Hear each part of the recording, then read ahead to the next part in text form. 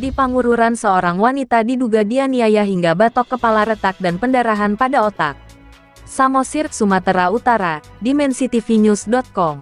Seorang ibu rumah tangga IRT, berinisial M diduga kuat telah dianiaya menggunakan benda keras pada kepala bagian atas ubun-ubun.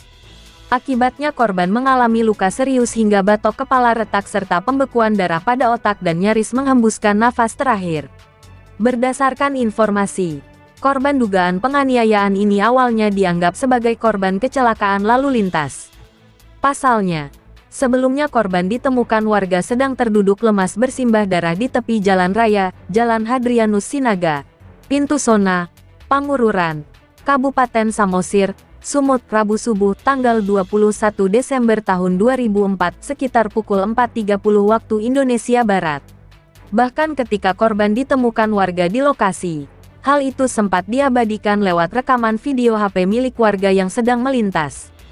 Setelah ditemukan warga, selanjutnya korban dibawa ke Rumah Sakit Hadrianus Sinaga guna dilakukan pertolongan medis.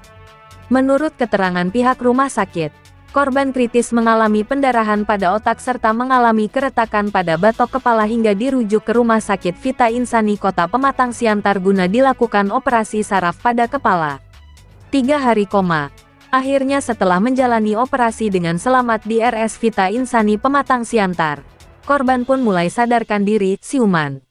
Saat siuman, keluarga bersama sejumlah kerabat yang datang menjenguk tersentak mendengar pengakuan korban. Dengan nada lemah korban menceritakan bahwa dirinya dianiaya.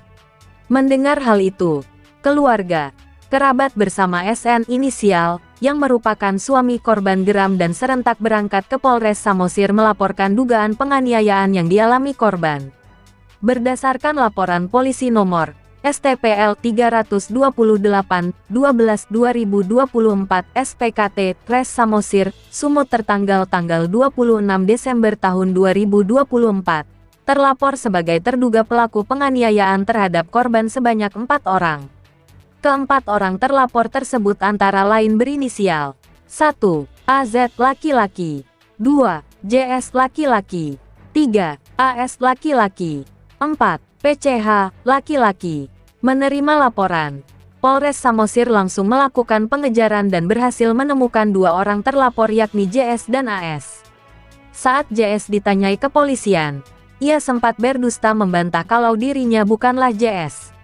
Namun saat kepolisian membawa warga saksi yang mengetahui JS telah cekcok dengan korban sebelum kejadian, akhirnya JS mengaku benar dirinya bernama JS dan tidak dapat berkilah lagi. Selanjutnya kepolisian membawa JS dan AS untuk dilakukan pemeriksaan di ruang penyidik Satreskrim Polres Samosir.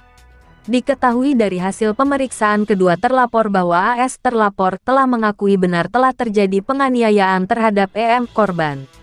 Dikatakan sumber yang disertai bukti, AS menerangkan kepada kepolisian bahwa korban dianiaya oleh terlapor JS menggunakan benda keras.